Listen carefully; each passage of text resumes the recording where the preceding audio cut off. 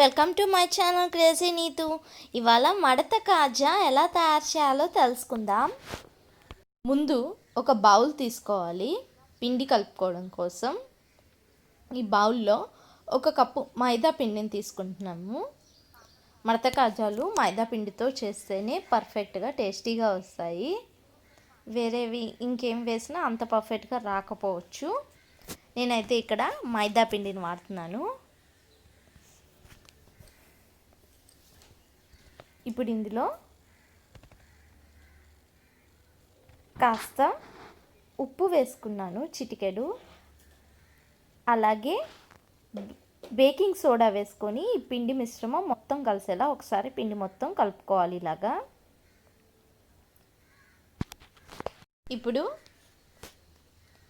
ఇందులో కరగబెట్టిన నెయ్యి కానీ వెన్న కానీ డాల్డాని కానీ వేసుకోవాలి. నూనె వేసుకుంటే స్వీట్ అనేది బాగా రాదు. నేను ఇక్కడ వెన్నను వాడుతున్నాను. 2 స్పూన్లు పైనే ఉంటుంది. ఇది 200 గ్రాముల దాకా తీసుకోవాలి వెన్నని. ఈ పిండి మొత్తం ఒకసారి మిక్స్ చేసుకోవాలి. ఈ కరిగిన వెన్నలో ఇలా కలుపుకోవాలన్నమాట. ఇలా కలుపుకున్న తర్వాత మనం ఒక ఉండ చేస్తే ఇట్లా నిలవాలన్నమాట. అలా నిలిచింది అంటే మనం కలుపుకున్న డాల్డా కానీ వెన్న కానీ నెయ్యి కానీ సరిపోయిందని. ఇప్పుడు కొంచెం కొంచెం వాటర్ వేసుకుంటూ చపాతీ పిండిలో కలుపుకోవాలి. మొత్తం ఇలా చపాతీ పిండిలా చక్కగా కలుపుకునేసేయాలి. కలుపుకునేసిన తర్వాత దీన్ని పైన ఆయిల్ కానీ వెన్న కానీ నెయ్యి కానీ ఏదైనా అప్లై చేసేసి పక్కన పెట్టేసుకోవాలి. 15 నిమిషాల నుంచి అరగంట పాటు మూత పెట్టి నాననివ్వాలి. చక్కెర పాకం పట్టుకోవడం కోసం ఒక గిన్నె తీసుకొని 1 కప్పు చక్కెర తీసుకుంటున్నాను నేను ఇక్కడ.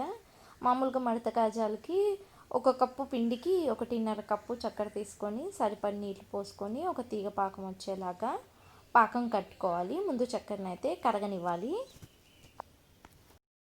నేను ఇక్కడ 1 కప్పు చక్కెరకి సగం గ్లాస్ నీళ్ళు పోసుకున్నాను. సో అప్పుడైతే చక్కెర త్వరగా కడిగి పాకం త్వరగా వస్తుంది. అదే మనం నీళ్ళు ఎక్కువ పోసేసుకుంటే టైం అనేది ఎక్కువ తీసుకుంటుంది పాకం కట్టడం కోసం. ముందైతే చక్కెరని కరిగించుకోవాలి మొత్తం ఇలా కలుపుతూ. మీకు చక్కెర పాకం క్లియర్గా కనిపించాలి అంటే ఇలా కడుతూ ఉండేటప్పుడు పైన ఉంది కదా ఈ నురగని మొత్తం తీసేస్తే క్లీన్గా ఉంటుంది. టేస్ట్లో అయితే ఏ మార్పు ఉండదు. కానీ ఆ పైన ఏదైతే ఉందో అది మురికి ఏమైనా ఉంటే చక్కెరలో అది ఇలా నురగ రూపంలో పైకి వచ్చేస్తుంది అనమాట. దాన్ని మొత్తం ఇలా తీసేసుకుంటే మీకు పాకం అనేది క్లియర్గా ఉంటుంది. ఇలా చేసుకుంటే బాగుంటుంది అన్నమాట పాకం అనేది.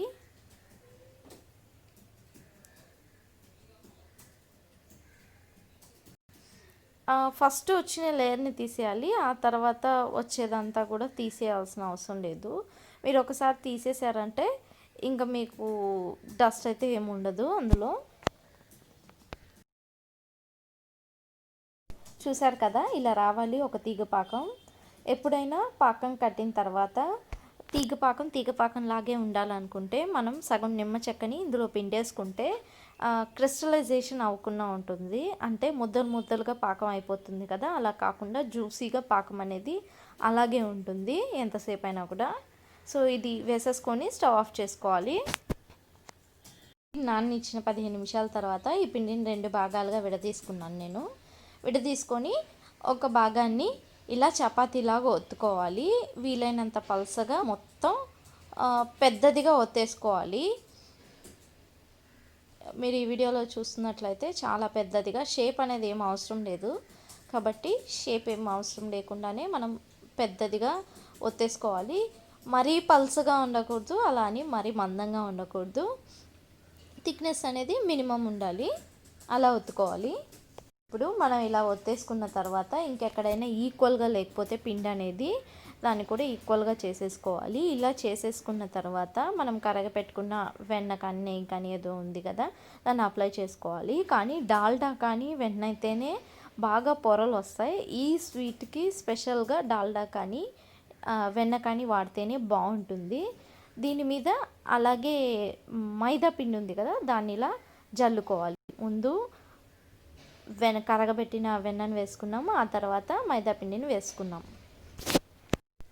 ఇలా 4 పక్కల ఈక్వల్గా ఉండేలా స్క్వేర్ షేప్లో చపాతీని కట్ చేసేసుకోవాలి. అంటే ఎక్స్ట్రాస్ ఏవైతే ఉన్నాయో దాన్ని కట్ చేసేసుకుంటే మన కాజాలు అనేవి పర్ఫెక్ట్గా వస్తాయి.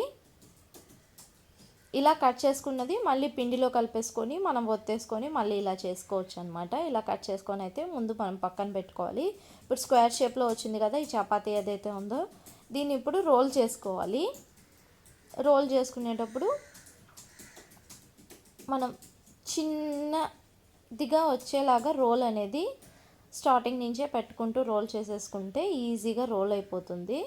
చూస్తున్నారు కదా, ఇలా రోల్ అయిపోయిన తర్వాత దీని మీద మైదా పిండి ఉంది కదా, దాన్ని ఒకసారి జల్లేసుకుంటే మనకి స్టిక్కీగా ఏమి ఉండదు. యాక్చువల్గా పిండే స్టిక్కీగా ఉండదు, కానీ మనం జల్లేస్తే బాగుంటుంది. ఇంకా ఇప్పుడు కట్ చేసేసుకోవాలి, అన్ని చిన్న చిన్న పీసెస్గా కట్ చేసేసుకోవాలి. ఇలా కట్ చేసేసుకుంటే ఈక్వల్గా కట్ చేసుకోవాలి. మీరు మెజర్ కూడా చేసుకొని కట్ చేసుకోవచ్చు కట్ చేసుకునేటప్పుడు, అప్పుడు ఈక్వల్గా షేప్ అనేది వస్తుంది కాజాలు. సో ఇలా కట్ చేసిన తర్వాత ఇప్పుడు దీన్ని వేలుతో మధ్యలో ఒత్తుకోవాలి ఒకసారి. చూస్తున్నారు కదా, ఇట్లా మధ్యలో ఒత్తిన తర్వాత చపాతీ కర్రతో ఒక్కసారి అంతే అంతే కాజా అనేది రెడీ అయిపోయిందండి. ఇలా అన్ని కాజాలని రెడీ చేసుకొని మనం పక్కన పెట్టేసుకోవాలి. ఇప్పుడు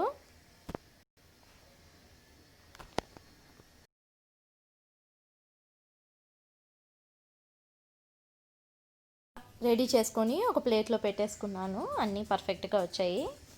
ఇప్పుడు ఇలాంటి వెడల్పాటి గిన్నె తీసుకొని ఈ గిన్నెలో ఆయిల్ వేసుకొని హీట్ చేసుకోవాలి. హీట్ అయిన తర్వాత మనం రెడీ చేసి పెట్టుకున్న కాజాలని ఒక్కొక్కటి విడివిడిగా దూరం దూరంగా వేసుకోవాలి. ఇది నూనె కాస్త బాగా కాగిన తర్వాత వేసేసుకొని స్టవ్ ఆఫ్ చేసేసి ఒక 30 సెకండ్ల దాకా ఉంచితే ఏమవుతుందంటే ఆ పొరల్లోకి ఆయిల్ అనేది బాగా వెళ్ళి బాగా విచ్చుకుంటాయి కాజాలు అనేవి. ఇలా నేను మొత్తం వేసేసి స్టవ్ ఆఫ్ చేసేస్తాను. 30 సెకండ్స్ తర్వాత ఆన్ చేసి మనం ఫ్రై చేసుకోవాలి నార్మల్గా. చూసారు కదండి ఎంత చక్కగా విచ్చుకుంటున్నాయో, అన్నీ విచ్చుకున్నాయి. లోపలంతా కూడా బాగా కుక్ అవుతుంది. మీరు ఇలా స్టవ్ ఆఫ్ చేసి మళ్ళీ ఆన్ చేయడం వల్ల బాగా కుక్ అవుతాయి, చక్కగా ఫ్రై అవుతాయి. తిప్పుకుంటూ ఫ్రై చేసుకోవాలి. సో ఇలా మంచి కలర్ రాగానే ఇప్పుడు ఫ్రై చేసుకున్న కాజాలని తీసేసుకోవాలి. ఆయిల్లోంచి తీసేసి డైరెక్ట్గా పాకంలోకి వేసేసుకోవాలి. ఇలా పాకంలో వేసేసుకొని 1 నుంచి 2 నిమిషాల పాటు బాగా కలబెట్టుకుంటూ ఉంచుకుంటే కాజాలు అనేవి బాగా పాకాన్ని పీల్చుకుంటాయి.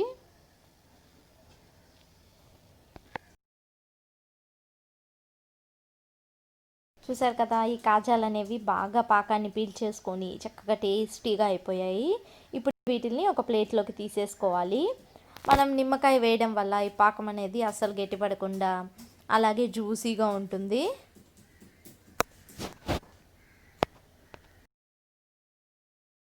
చూసారు కదండి, ఇంట్లోనే ఈజీగా చేసుకునే మడత కాజా స్వీట్ షాప్ స్టైల్లో జ్యూసీగా టేస్టీగా చాలా బాగుంటుంది. వీడియో కనుక నచ్చినట్లయితే లైక్ చేయండి, షేర్ చేయండి, సబ్స్క్రైబ్ చేయండి.